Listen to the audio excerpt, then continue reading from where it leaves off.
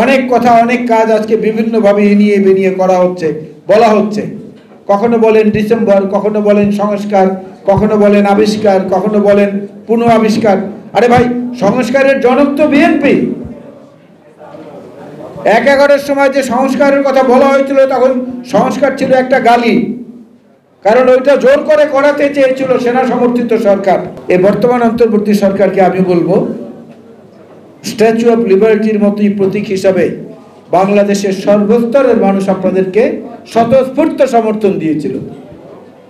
সেই সমর্থন প্রত্যাহার করার সময় চলে আসছে কিনা আমরা বলবো না, তবে এমন কোনো কর্মকাণ্ডে নিজেদেরকে বিতর্কিত করবেন না যে মানুষের প্রত্যাশিত যে সংস্কার সেইটাকে বিলম্বিত করা এবং মানুষের হারিয়ে যাওয়া যে ভোটাধিকার সেটাকে পুনঃপ্রতিষ্ঠিত করার জন্য যে মূল দায়িত্ব, এটা নিয়ে যদি কোনো কৌশলী পন্থা অবলম্বন করে সময় ক্ষেপণ করেন, আপনাদের কাছ থেকে ওই স্ট্যাচু অফ লিবার্টি ফেরত নেওয়ার জন্য আমরা প্রস্তুত রয়েছি।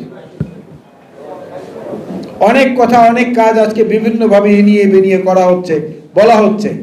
কখনো বলেন ডিসেম্বর, কখনো বলেন সংস্কার, কখনো বলেন আবিষ্কার, কখনো বলেন পুনঃ আবিষ্কার। আরে ভাই, সংস্কারের জনক তো বিএনপি।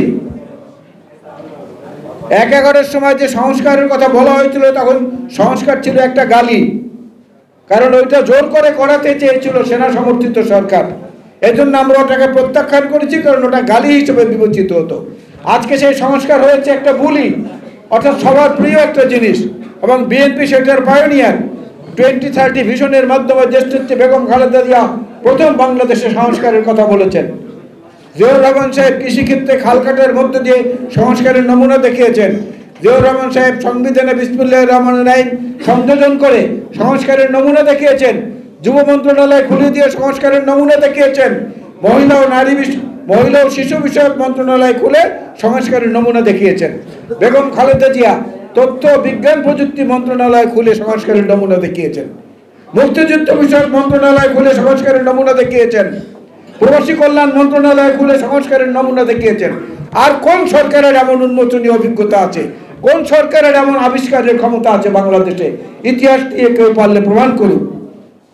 আজকে সেই বিএনপিকে বন্ধুহীন করতে চান, বিএনপিকে বন্ধুহীন করার কোনো সুযোগ নেই। খন্দকার দেলোয়ার হোসেনের মতো অসংখ্য অসংখ্য স্বার্থত্যাগী আত্মত্যাগী নেতা এই দলে এখনো বহাল আছে, বিরাজমান আছে। সব লোক ভরসার ঊর্ধ্বে উঠে যারা বাংলাদেশি জাতীয়তাবাদ, গণতন্ত্র এবং হারানো ভোটাধিকার ফিরে পাওয়ার লড়াইয়ে যে কোনো গন্তব্যে পৌঁছতে অটল রয়েছে। এটা যদি আমরা দৃঢ় প্রতিজ্ঞার সঙ্গে স্মরণ করতে পারি এবং পালন করতে পারি, তাহলেই খন্দকার দেলোয়ার হোসেনের প্রতি যথাযথ সম্মান প্রদর্শন করা হবে বলে আমি মনে করি। ইউএফটিসিএল এর সাথে ইনভেস্টমেন্ট এখন আরো ইজি। আমাদের নিজস্ব ট্রেডিং অ্যাপ ইউএফটি ফার্স্টে পাচ্ছেন শেয়ার বাজারের সম্পূর্ণ সমাধান, এনলিস্টেড কোম্পানির অ্যানালাইসিস থেকে শুরু করে রিয়েল টাইম আপডেট, সবকিছুই এখন এক প্ল্যাটফর্মে।